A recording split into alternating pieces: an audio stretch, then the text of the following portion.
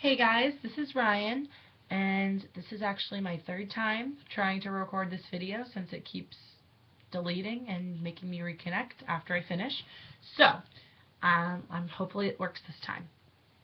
So, anyways, today I'm going to talk to you about what to expect at your Rotary Youth Exchange outbound interviews, which usually take place in mid to late November, from my experience at least.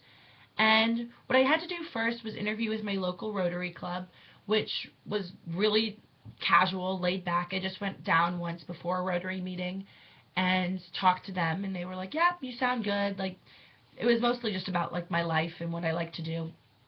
And then they sent an email to our district saying I would be there, and then the district contacted me and told me where and when I needed to be there.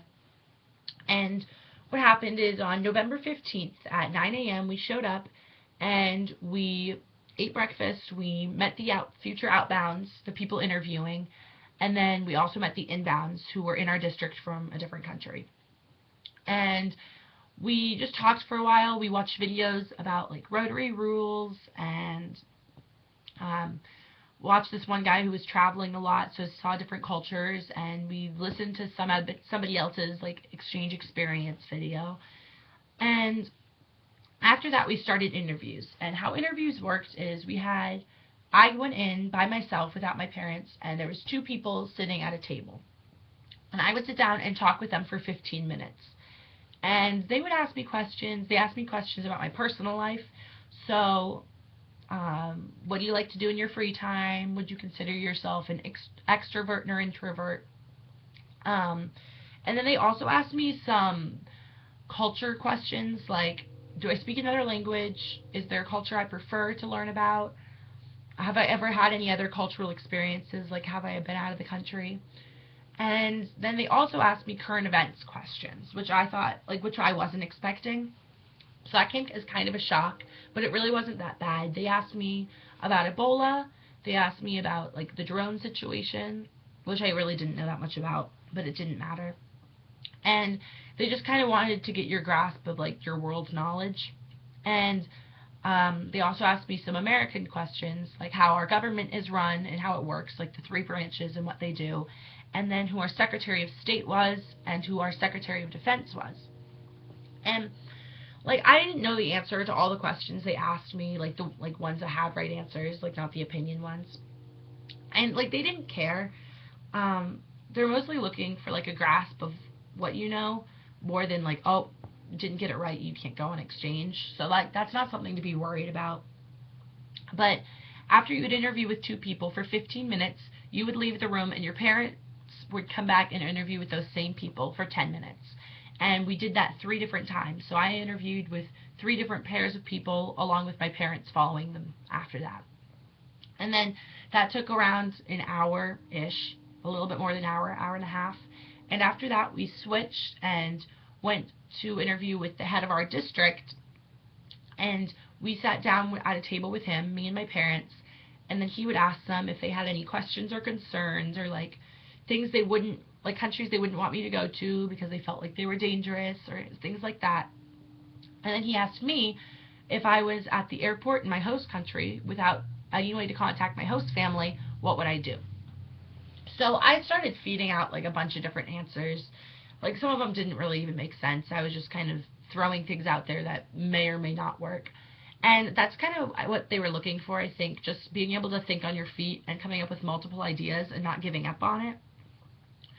So, like, there's not really a right or a wrong answer, so you'll be good either way you answer. And I don't know what they do at every district interviews, but this is just how they did it at mine. And after we did that, we went out to dinner, or we had lunch in between the interviews, but then we went out to dinner to Valentino's, and we had a lock-in, which was super fun, which was at the YMCA, where we watched a movie called Outcast, I believe. And what happened was he moved to India and had really bad culture shock, so it just kind of brought you through the stages of culture shock and what you might experience while you're on your exchange. And they talked to us a little bit about that and what we thought.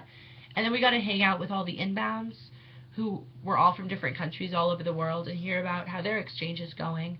And we got to play volleyball, and we spent the night in our sleeping bags and swam, and it was just a lot of fun getting to know all the kids I'm going to be like learning with the next year before I leave. So actually 5.5 months now before I leave for exchange, which is pretty exciting.